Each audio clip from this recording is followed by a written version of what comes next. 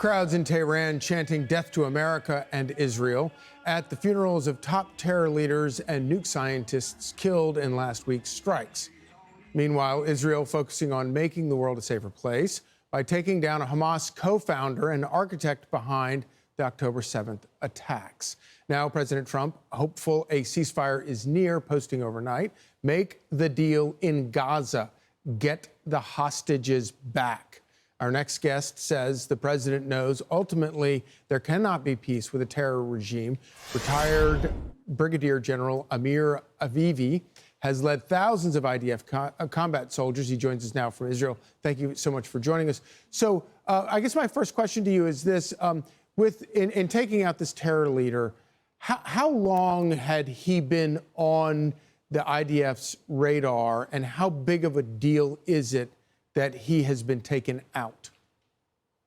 So he's one of the founders of Hamas. He's been around a very, very long time. He has dealt with training Hamas for the attack, and he was part of the attack on the 7th of October. I think that the way the IDF is operating systematically to topple all the leadership of Hamas, at the end of the day, at a certain point, it will have the impact we saw with Hezbollah collapsing without leadership, and also the big impact that was done on the Iranian regime when Israel, in one attack, toppled 20 leaders and really impacted a lot the ability of the Iranian regime to take decisions throughout the 12 days of the war. So this is ongoing, and it's very important.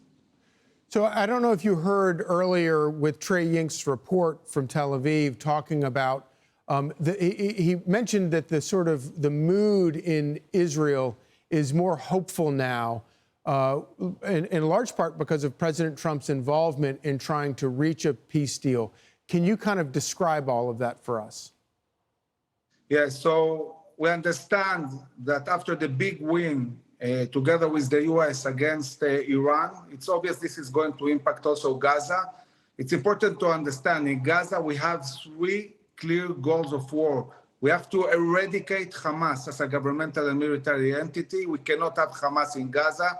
Hamas is Muslim Brotherhood. If Hamas, God forbid, stays in power, this is not only going to endanger every Israeli in the future, it's going to impact the whole Middle East. We might see a collapse of regimes. Muslim Brotherhood is a strong power, radical one, ISIS, Al-Qaeda, and so on.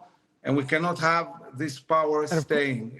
We want to bring back all the hostages and also, of course, make sure that never again there will be a terror army. Right.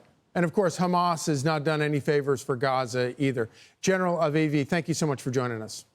I'm Steve Doocy. I'm Brian Kilmeade. And I'm Ainsley Earhart. And click here to subscribe to the Fox News YouTube page to catch our hottest interviews and most compelling analysis.